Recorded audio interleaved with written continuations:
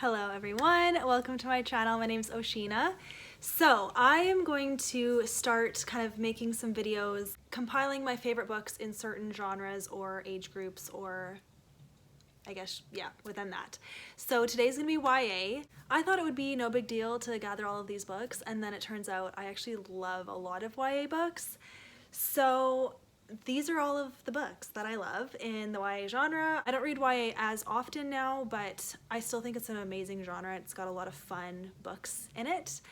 And I would totally reread some of these. So I probably won't go into many details about what these are about. I will list them down below and you can look them up on Goodreads. And I think I have reviews for most of these on my Goodreads too. So if you scroll down, you'll probably see my review of it. I don't think I rated all of these 5 stars, but most of them are 5 stars.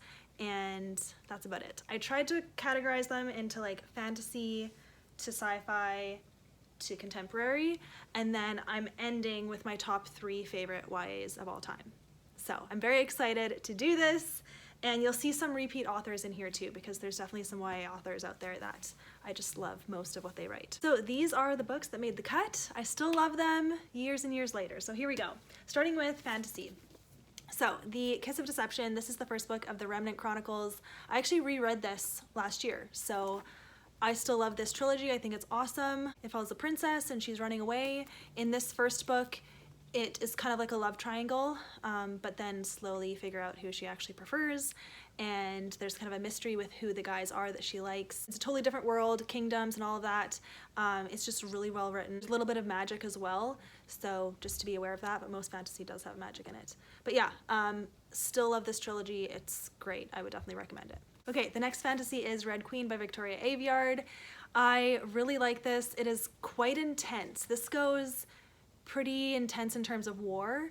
So as the books progress, more and more like war type of things happen, but still at like a YA level. This book involves powers. So if you have silver blood, you have some kind of power. One of the princes has a fire power, there's a water power, earth power, you know, all the things. I think there's a speed one. Anyways, it's really cool. I really like anything to do with superpowers, so that's why I like this series. You follow a girl who has red blood, but she ends up having a superpower, and so everyone's like, how is that possible? And you follow her story. It goes pretty brutal, and it's one of those things where like, no one is safe, so you never know who could turn on you or die on you, so just be prepared. But I love it. It's a very epic story to follow. This is gonna be so long. Okay. Another fantasy that I love is A Curse So Dark and Lonely by Brigid Kemmerer. This is called the Cursebreakers trilogy, and I think it's a trilogy, I don't know. Anyways, I read the 3rd book this year because it came out this year, so this is more of a recent YA that I do actually really like. This first book is a Beauty and the Beast retelling, and it's so well done. I love the characters. I think that's where this book really shines. Each character is so unique in themselves, and they have complexities, and it's really funny. And it's a great story. So this is a portal fantasy story. So there's the real world and then there's the fantasy world, and the main girl gets pulled into the fantasy world and stuff happens from there. It's quite war-based as well, but it's not as intense as Red Queen. There's something about Red Queen, it just has a little bit more brutality in it compared to this series, even though this series has it a lot too. So I don't know. And I don't usually like that kind of thing, that depending on like the circumstances around it, I can get into it. So yeah, anyways, that is that. The last fantasy that I'm going to show is called Hunted by Meagan Spooner. This is also a Beauty and the Beast retelling, and it's just a standalone, but there's something about it that it's so atmospheric. You follow a pretty traditional telling of Beauty and the Beast, because the guy is an actual beast, like he's an animal, he's not a guy who's really hairy or something, like, and he's like actually scary in the book. So you really do see how the girl's feelings towards him changes, because there's got to be like a lot of time invested for him to actually win her over, because he's pretty scary at the beginning. So it's been a while since I've read this, but it still sticks with me. I really enjoyed it, so I would recommend it. Okay, on to more sci-fi / dystopian stuff. So for sure, highly recommend this book. It's The Pivot Point Duology by Kasie West. This is actually her first ever published book, and it's incredible. It's really cool because it's set in our world, but there's like a group of people who have mind powers, and there's a bunch of different ones you can have, but I just love the like superpower thing, and YA tends to do that really well. And yeah, you follow this girl who can see into her own future. If there's like a decision she has to make, she can see the possible outcomes of whatever decision she makes. And so you learn this from the back, but her parents are getting a divorce, so she gets to look into the future of what would happen if she goes to live with her dad or her mom. And the book alternates chapters of those alternate realities, and then you find out what happens, and it's really cool. And there is a sequel as well, so that is fun. Okay, for a while I said this was my favorite dystopian ever, and I would have to reread some of my favorite dystopians to see if that's still true, but I used to love Legend by Marie Lu so much. Oh yeah, I loved it. So this is set in our world, but it's a dystopian. So the United States is like, part of it was flooded, and there was like natural disasters, and there was like a war. And so it's split in half. The half that the main character is on, I don't know what the right word is, like there's a huge disparity between the poor and the rich, and so he's part of the poor. And there is a like disease going around killing most of the poor people because they can't afford the medicine that cures them. And anyways, he is a thief basically, but he's just trying to take care of his family, but he's kind of on the run because the government wants him. And you follow him, and then you also follow a perspective of a girl in the rich part of the government side, and she's actually tasked to find him and like bring him into custody. And it's the story of both of them getting together and stuff that happens, and it's just so good. I really love this world that Marie Lu created, and the whole trilogy is so great. Oh, I should reread this. It's really good. Yeah, I do like that the romance is like more at the forefront. As you know, I prefer romance, so this has it. But the action is so good too, so I love it. Yeah, man, YA, like it's nice to like YA because it's so easy and fun, and you know. So also, Divergent is definitely a dystopian that rivals Legend. I almost would say I like Divergent better because of the themes that the author explores and like the ending of the trilogy. It's so good. I think this is such an epic trilogy. It's so good. I feel like we see less stories like this now, but maybe I'm just out of touch with YA. I don't know. But yeah, this was awesome when it first came out. Okay, last for the dystopians is, of course, Hunger Games. I wasn't as like of a mega fan as everyone else with this trilogy, but I still definitely appreciate and like it. But I like Divergent better, but I still like this. I think the movies made me like the books better. The books are just really sad. Like, it's a pretty sad state that the world is in and these characters have to go through. Like, yeah, I would still consider it a favorite. I think it's just a classic. It's so good. I've not read the continuation. What do you call it? Snakes and something? I don't know. The one about President Snow. I did try to read it, but I was bored, so I didn't read it. I didn't finish it, and I probably won't read it at this point, but I would totally reread this trilogy. I have to fly through these because there's so many. All right, on to like true sci-fi. I have Across the Universe by Beth Revis. I love this trilogy. I'd say the third book, like the ending, how it all turned out and stuff, was a letdown for sure, but I think the first two books are the strongest. This one in particular, there's like a mystery going on that is just so good, and I loved it. Yeah. So this follows a huge spaceship that is going through space, and you're following a girl who wakes up early. So you know that all of these people have been sent to a new planet to go colonize a new planet, and this girl is a part of the crew, but she ends up getting woken up early, and so she wakes up, she's like, what's going on? And there is a crew on the ship that is like running the ship, and so but it's been like hundreds of years, so they're like, oh, who are you? And she's trying to like get recultured into this society, but then also figure out like, why was she woken up early, and what are they doing, and what's going on, just everything. It's so good. There is one trigger warning in this book to do with assault, so just be aware of that. Okay, more sci-fi. I have Cinder by Marissa Meyer. This series is a fun one for sure. So you follow Earth, but in this world they've also colonized the moon, and people who are born on the moon get like affected by its, I forget what it is, the gravity or some kind of thing affects the people that live on the moon, and gives them a special power where they can like change their appearance. I forget what the power is called, but anyways, so moon people think they are like higher than earth people, but the moon is like smaller, so it's a smaller population, so they don't have as much power. But the moon has like its own kingdom and like, yeah.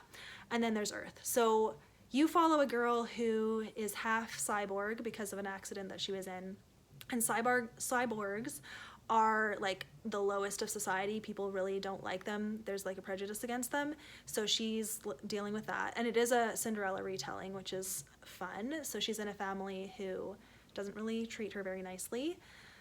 And she ends up helping the prince of the kingdom, and stuff goes from there. I won't go into it, but this is such a fun ride. The whole series is just really fun. It has more intense things, but it's still pretty light for YA, and it's just a really good story. So definitely would recommend this one too. Okay, almost there. Not really, but okay. Next is Warcross by Marie Lu. I love this book. I really need to read it again. I think I've only read it once, or maybe I've read it twice because I read it again after the sequel came out. This is one of my perfect stories because it's about Earth, but there is like a virtual world created that you can like enter with, I don't know if it's special goggles or like on the computer or something. It's similar to Ready Player One, but YA version. And anyways, this girl is a really good hacker, and she ends up hacking into this game called Warcross, but she didn't mean to, she just kind of did it. So then the creator of Warcross is like, how did you do that? Come and talk to me. I want to like learn from you and stuff. And they're having like a little issue that she needs to help them with. The creator of Warcross happens to be a 19-year-old dude, so she gets to have a little love interest. And it's just a really fun story because of the like video game basedness of it. I like stories where it feels like it could possibly happen in real life, but probably not, but like possibly. I like the possibility of things being real. So this is a fun story. The sequel is also really good. I thought the ending of this was great. Like, ends on a cliffhanger for sure. And I loved it. So definitely would recommend this one. Okay, into the contemporaries. Yes, okay. The Unexpected Everything by Morgan Matson. This is the only book by her that I've ever read, but I loved it. And I like stories where you follow the children of politicians. I've talked about that before.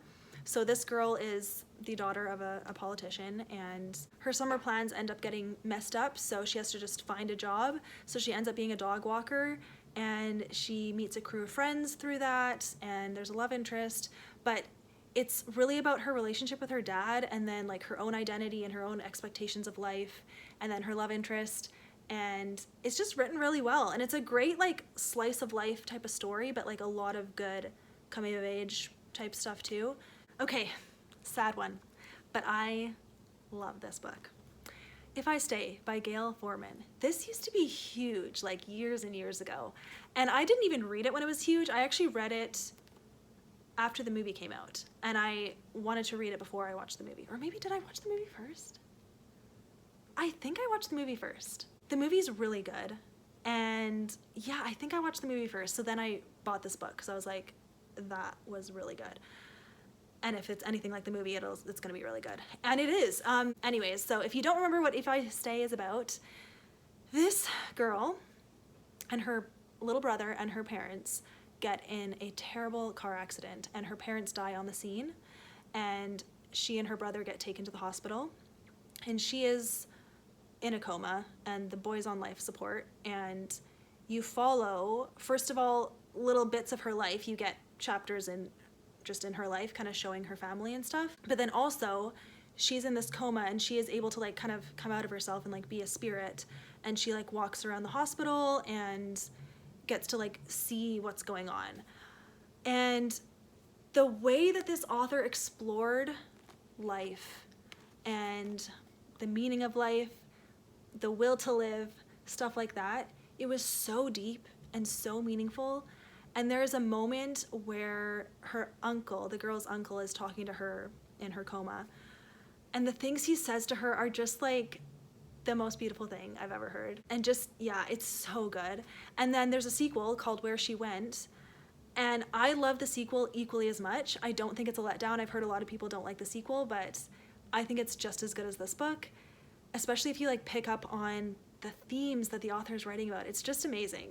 And it still sticks with me. I've read this more than once, and I think it's brilliant. I think this is an amazing story. It's definitely very sad. If you're up for it, I think it's really good too. Okay, we are at my top 3. Yeah, top 3 YA books. Okay, here we go.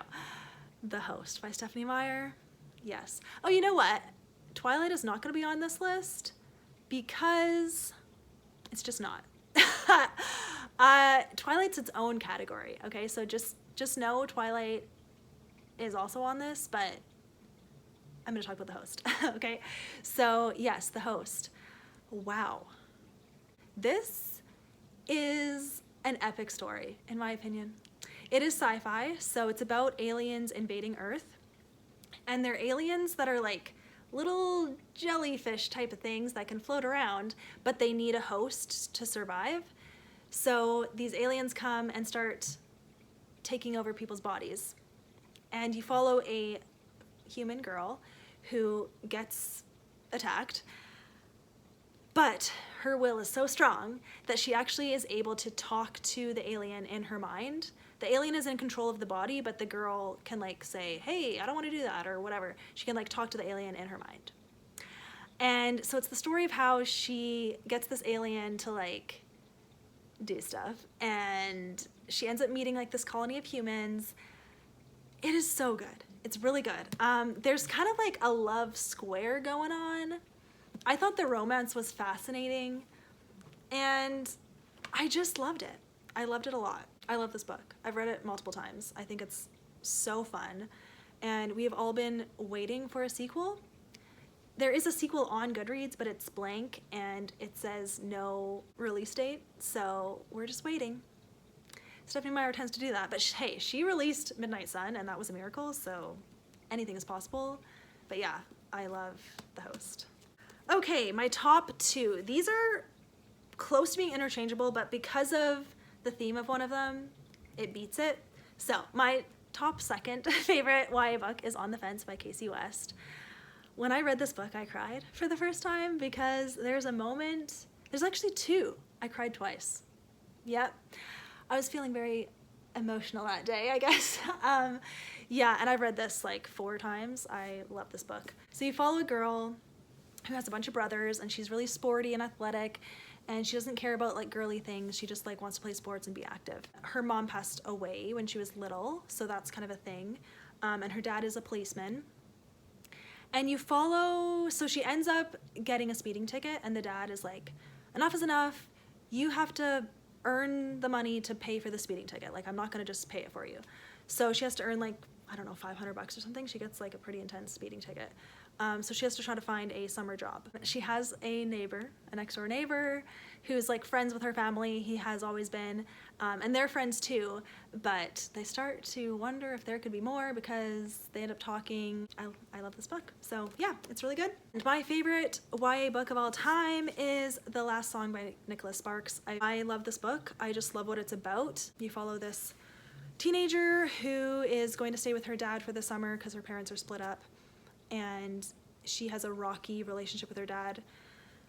And you follow her in this summer, getting to know her dad, getting to know a nice boy, and there's a thing that comes out that is heartbreaking, but just her relationship with her dad is the most beautiful thing I've ever read. I really relate to her feelings. Like, she's a real person, and she's not just like clean cut, and like, you know, she's crabby and she's selfish, and we all can relate to that, and I just really like seeing it characterized in a book. I just think the whole message of this book is really beautiful. Okay. Wow. I tried to talk as fast as I could to get through all those books, and I don't think I forgot any, but I might have. But I looked through my whole Goodreads and I wrote these ones down. So hopefully you guys can see books that I like, and so these are all of my favorite YA books. Thank you for watching, and I will see you guys in my next video. Bye. This is gonna be a really long video if I do this.